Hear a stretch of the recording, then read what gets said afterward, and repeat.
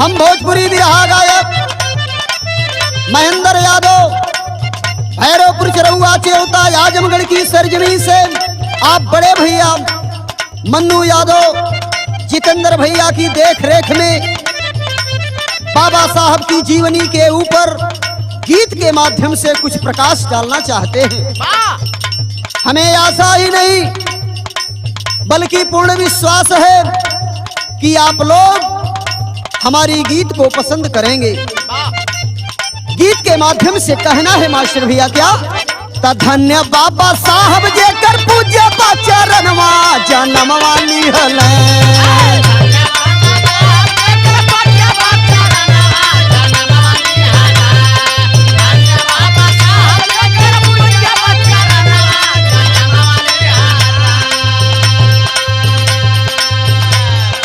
धन्य बाबा साहब जे कर पूज्य चरणवा जनमवा लिहल अरे जनमवा लिहल राम जी राव के ललनवा जनमवा लिहल राम जी राव के ललनवा।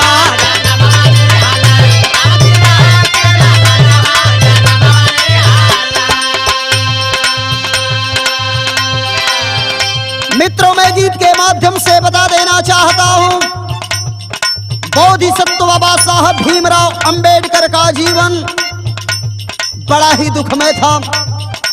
इतना कष्ट भरा जीवन बिता करके बाबा साहब ने हमको क्या नहीं दिया। गीत के माध्यम से कहना है मंतु भैया क्या 1891 14 अप्रैल का दिनवा अप्रैल का दिनवा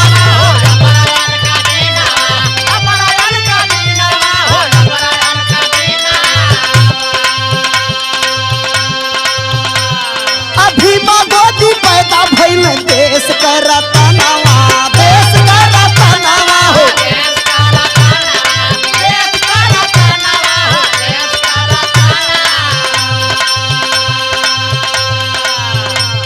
अरे दुखवे में बीतल बाबा साहब के बचपनवा जनमवा लिहल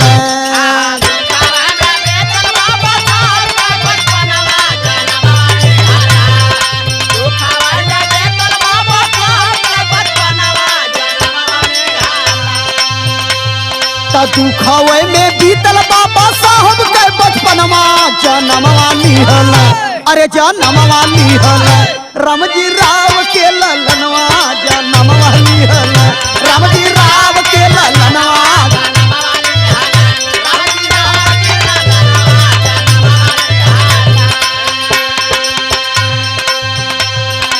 जैसा कि मित्रों बताया जाता है 14 अप्रैल 1891 में बाबा साहब भीमराव अंबेडकर का जन्म भीमाबाई की गोद में हुआ।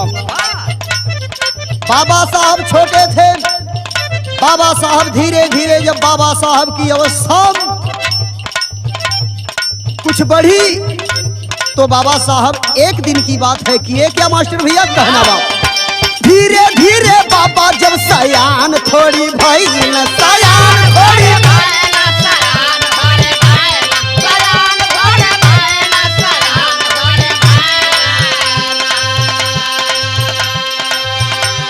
मित्रों गीत के माध्यम से कहना है बाबा साहब भीमराव अंबेडकर की आयु जब धीरे धीरे बढ़ने लगी माने चेतना अवस्था में हुए कुछ सोचने लायक हुए आज बाबा साहब के मन में एक जागृति पैदा हुई। कहना बा गीत के माध्यम से तब धीरे धीरे बाबा जब सयान होई गई सयान होई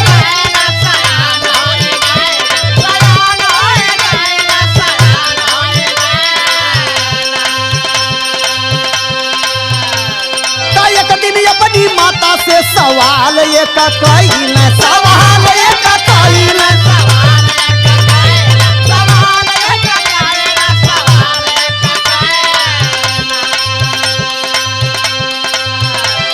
तो हमहू पढ़ जइबै स्कूल दरमियनवा जनमवा लिहल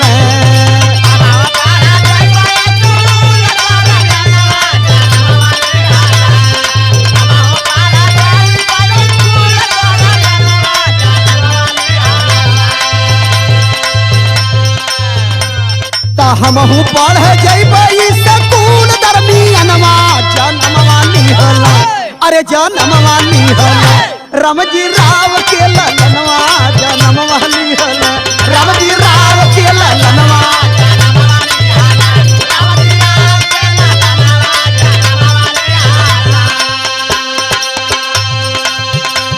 मित्रों, बाबा साहब भीमराव अंबेडकर एक दिन की बात है, अपनी माताजी से यानी जिनके हाथ से उनका पालन पोषण हो रहा था, माताजी से कहने ए माई माई हमहू पढ़े जाई।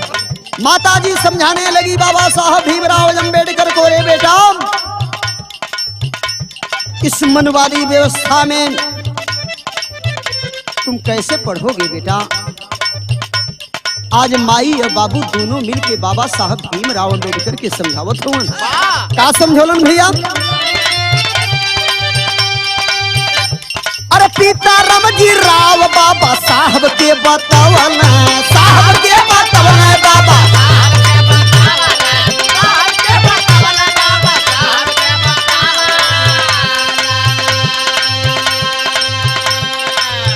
आज पिता रामजी राव पूरे परिवार के साथ बाबा साहब भीमराव अंबेडकर को बताने लगे कि बेटा तुम अभी नादान हो, यहाँ क्या व्यवस्था चल रही है इसको नहीं जानते हो, मेरी बात को सुनो। बाबा साहब भीमराव अंबेडकर को बताने लगे उनके पिताजी। क्या बताओ भैया। तब पिता रमजी राव बाबा साहब के बतावल साहब के बतावल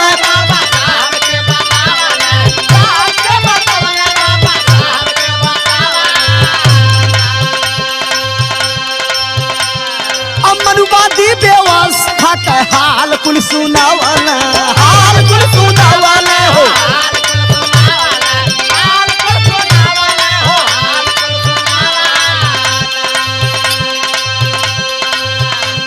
ता हमने हई अछूत कैसे पढ़वाए ललनवा जनमवा निहला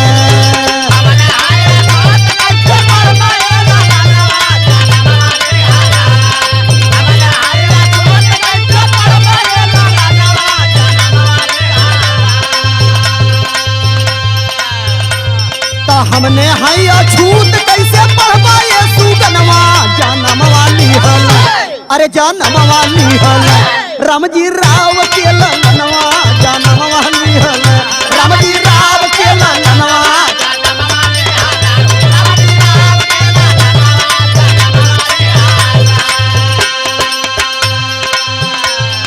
मित्रों, बाबा साहब भीमराव अंबेडकर को परिवार के लोग समझाने लगे कि ए बेटा यहाँ मनवादी व्यवस्था चलती है बेटा, यहाँ पर हम लोग अछूत हैं, अछूतों को जो है समाज में कोई अधिकार नहीं है। स्कूल में कैसे पढ़ने जाओगे बेटा, स्कूल के अंदर तुमको जो है मनवादी व्यवस्था के लोग बैठने नहीं देंगे, कैसे पढ़ोगे बेटा। आज बाबा साहब अपने दिल में सोचे लगे कि वाह क्या समाज है, इस समाज में हम अछूतों के लिए स्कूल में जगह नहीं है। बाबा साहब कैलन का भैया कहना बा क्या स्कूल के बहरे बाबा कैल पढ़ाई हो।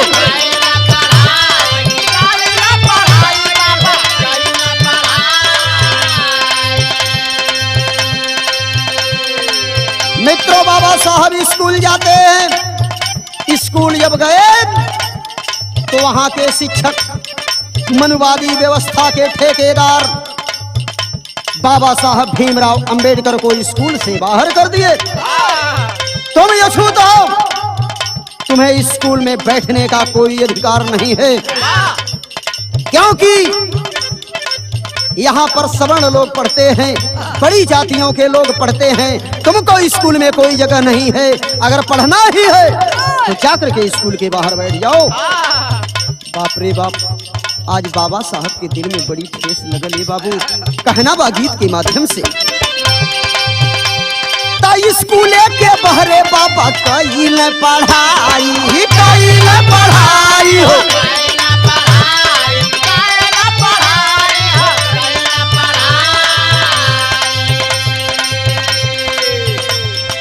शिक्षा ग्रहण करे में विदेश गइल आई, विदेश गइल आई।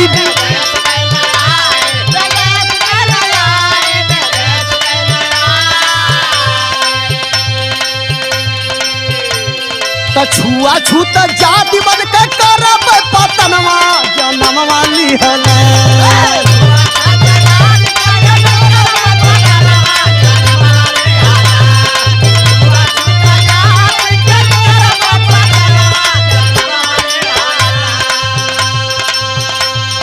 छुआ छूत जाति बद के करब पतनवा जनमवा लिहल।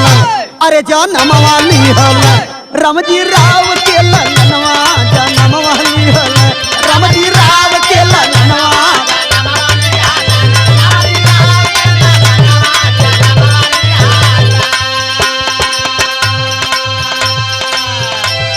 मित्रों, बाबा साहब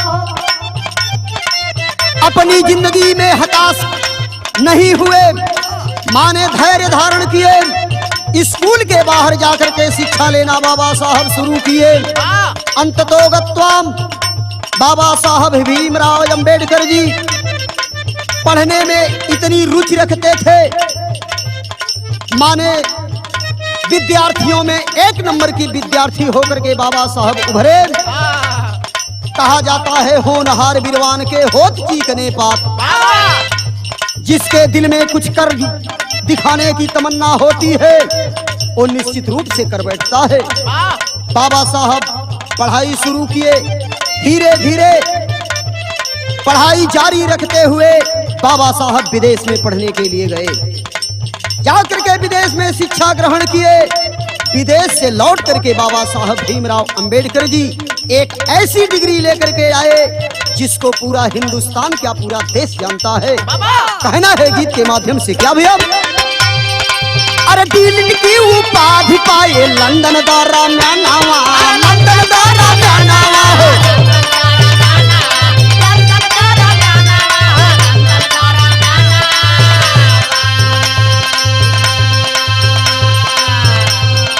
मित्रों, डीलिन की उपाधि बाबा साहब भीमराव अंबेडकर जब लेकर के हमारे देश यानी भारत में आते हैं,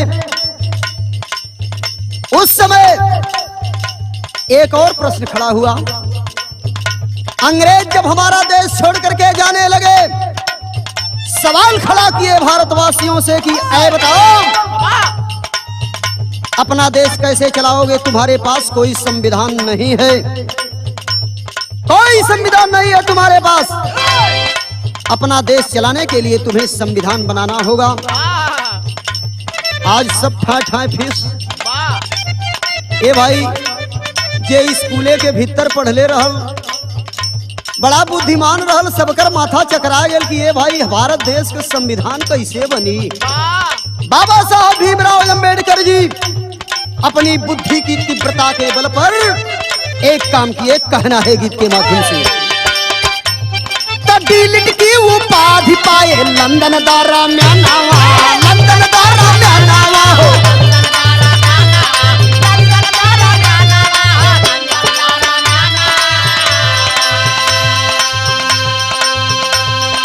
देशवा के रच के दिहल सुंदर संविधानावा, सुंदर संविधानावा हो।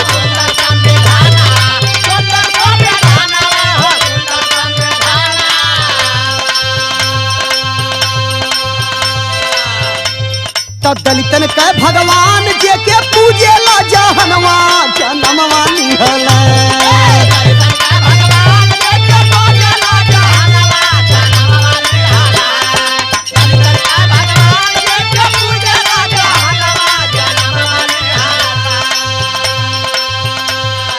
मित्रों, मैं इस गीत की आखिरी कड़ी में आपको बता देना चाहता हूँ, बाबा साहब भीमराव अंबेडकर ने अपने संघर्ष के बदौलत पूरे हिंदुस्तान को कुछ देने का काम किए। साथ ही साथ अगर सबसे ज्यादा कुछ दिए तो दलित वर्ग को दिए, क्योंकि छुआछूत जातिवाद अपने चरम सीमा पर था।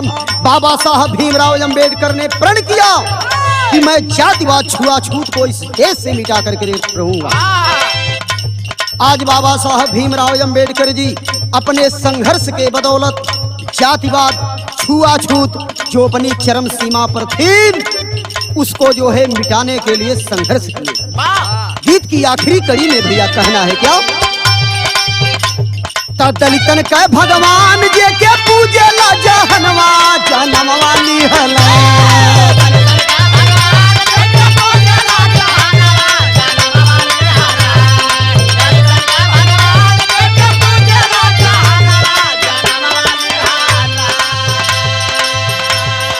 दलितन का भगवान जे के पूजे ला जहनवा जनमवा निहला। अरे जनमवा निहला, रामजी राव के ललनवा जनमवा निहला, रामजी